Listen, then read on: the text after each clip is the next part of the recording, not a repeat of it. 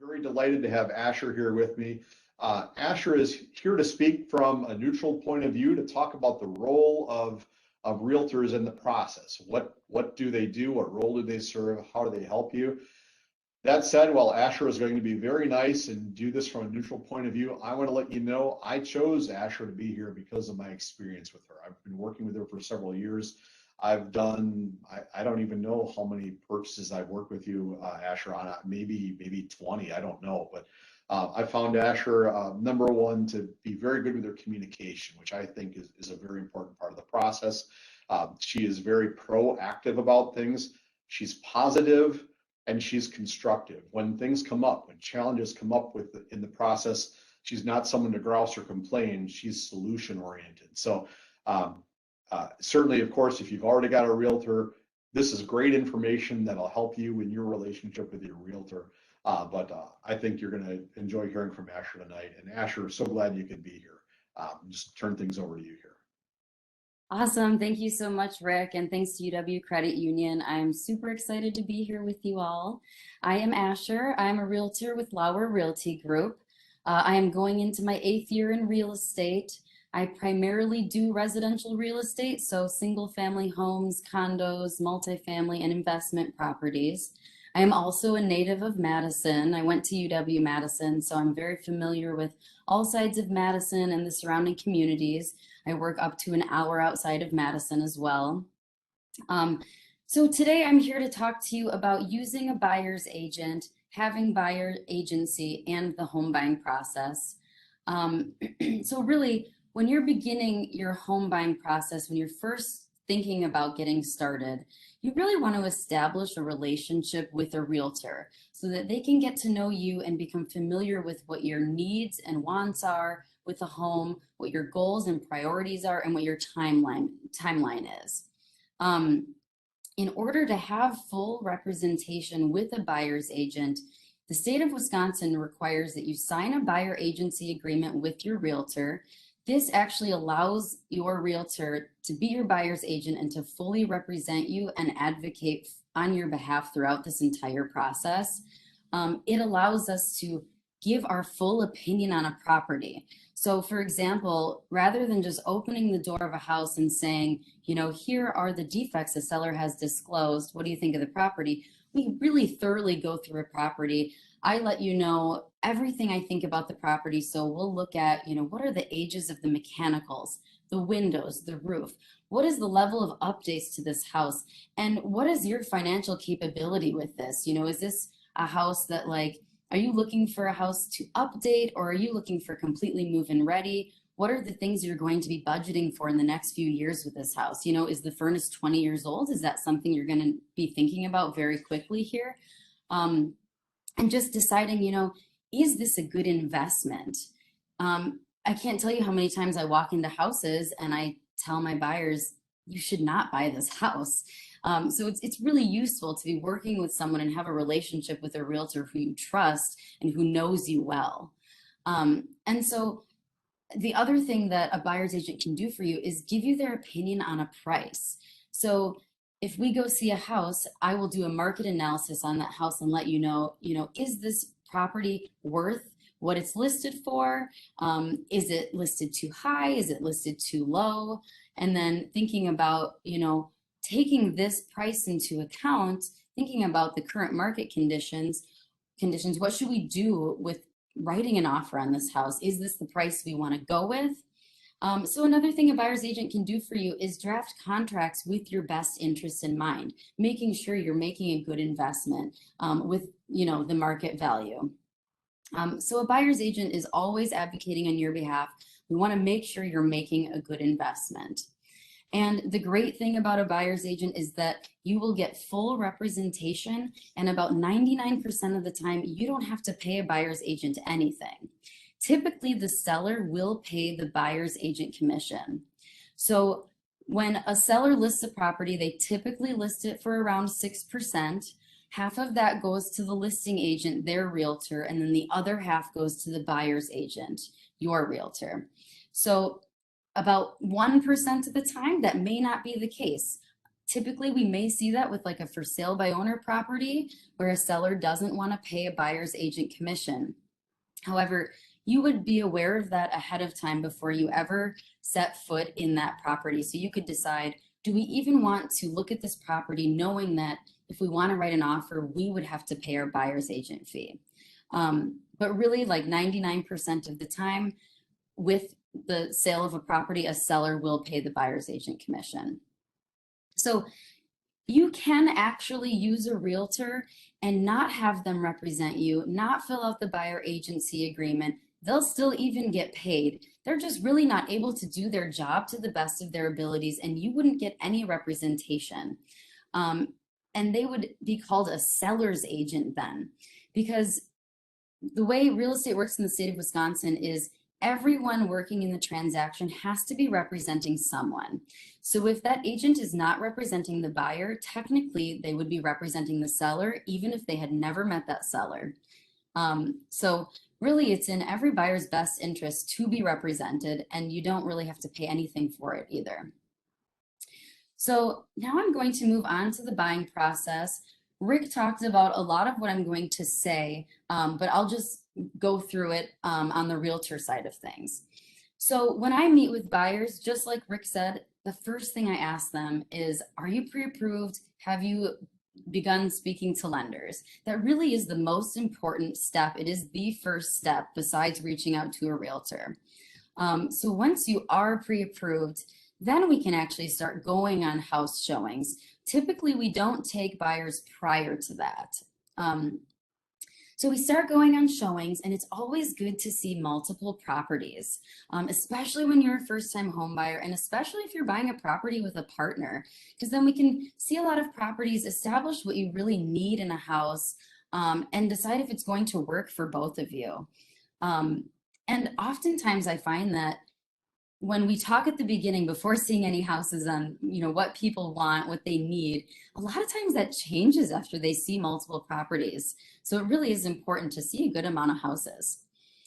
So when we finally find that house that you want to write an offer on, there are a few standard contingencies, and Rick did talk about a lot of this, but I'm going to go through all of them again. So he talked about earnest money. So typically, a buyer will offer a seller about 1 to 2% of the purchase price in earnest money.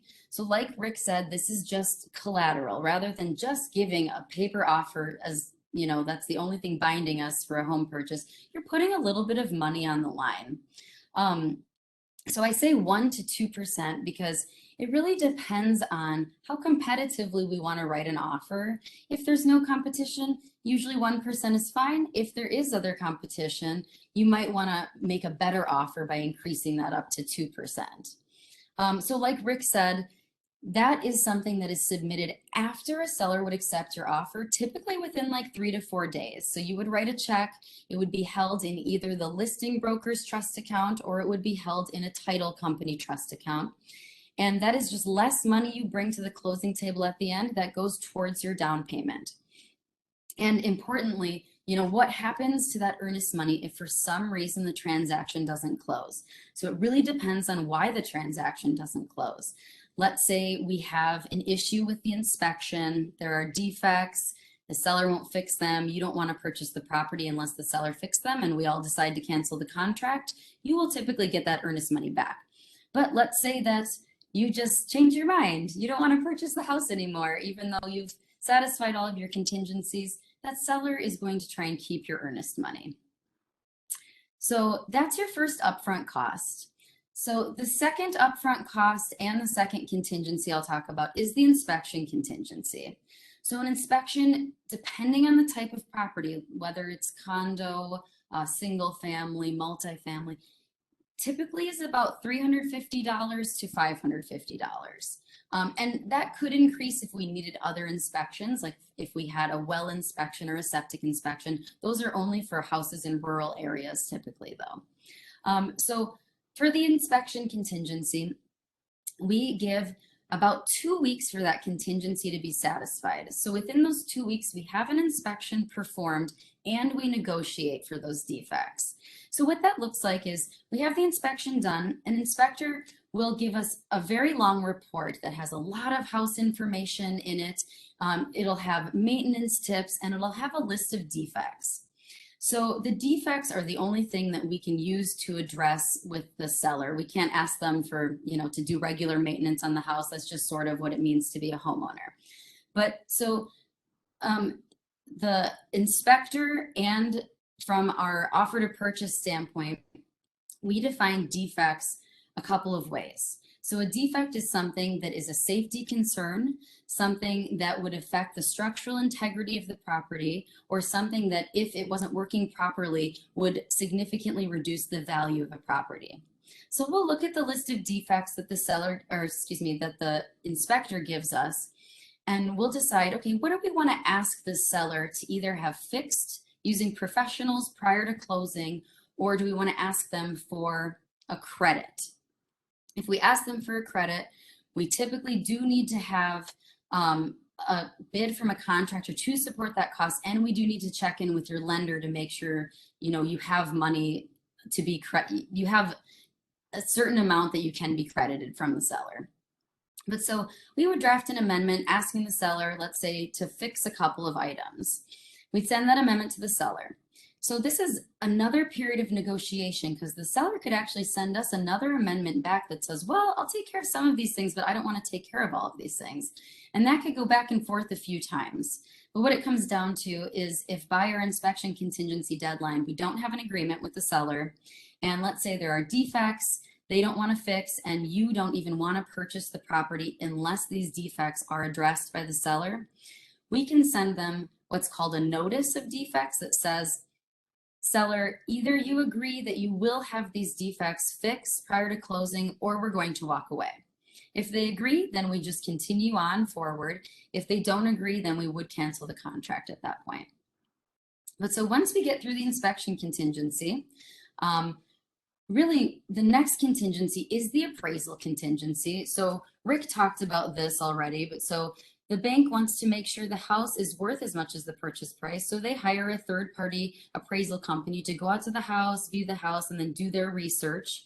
And if that appraised value comes back to be as much as the purchase price or higher, then we are all good and that contingency is satisfied. If it comes back to be lower than the purchase price, then we're sort of in another period of negotiation. So the way the contract is written, it states a buyer is not obligated to pay more than the appraised value of a property. However, a seller is not obligated to reduce the price of a property either. So we could go a few different ways. We could start off by saying, hey, seller, we'd like you to reduce the purchase price to this appraised value. They could say no. They could say, no, I'm going to put the house back on the market and see if I get a better offer. Or we could negotiate halfway also. So once the appraisal contingency is satisfied, though, we're really just waiting on the lender for the loan commitment, which will satisfy our financing contingency. And then Rick touched upon this as well. While we're working through all of our contingencies, the seller is paying for title insurance. So a title company is making sure that title is free and clear to transfer to a new buyer. And then there's a few minor things you do. You want to make sure you have your home insurance secured. We'll have the utilities transferred. We'll do a final walkthrough, and then we're really just waiting for that closing date. And I know Rick also wanted me to talk about home warranties. So there are some sellers out there that will offer a home warranty to the buyer. So they'll pay for the home warranty. They'll offer that will begin at closing and last for a year. In a market like this, where it is more of a seller's market, we're seeing those a little bit less. However, a buyer can also purchase their own home warranty as well. So a basic home warranty plan is $525. You can purchase that right before closing, and that will be effective at closing and for a year. And then they'll actually send you a postcard when that year is almost up if you wanted to keep renewing it. But really, you would want to be strategic about how often you're paying into a home warranty company. But so going through all of those contingencies in the offer, it's really important to put that in the context of our current market conditions, because right now people are getting really creative with those contingencies. I'm not going to go into that today, but you are totally welcome to reach out to me. We'll talk more about the current market conditions, how people are getting creative with those contingencies. But I also wanted to say, if you are planning to purchase in 2022, now is a really good time to reach out to a realtor and establish a relationship. Reach out to a lender such as Rick and just begin these conversations. It's important to talk about what the timeline actually looks like from purchasing. Because once, let's say you have an accepted offer, a lender could potentially close in as quickly as 30 days for a conventional loan, but it might also be up to what a seller wants. So a seller might want to close in 30 days, they might want to close in 60 days. Rarely, sometimes we see up to 90 days as well. So it's just really important that you plan these things ahead of time. I always get a few people that come to me in the spring and say, I'd like to close on a property in 2 months. And I'm like, okay, wow, well, we're gonna try, but we'll see. It can be a little harder. But yeah, thank you so much for having me today, and feel free to reach out to me with any questions.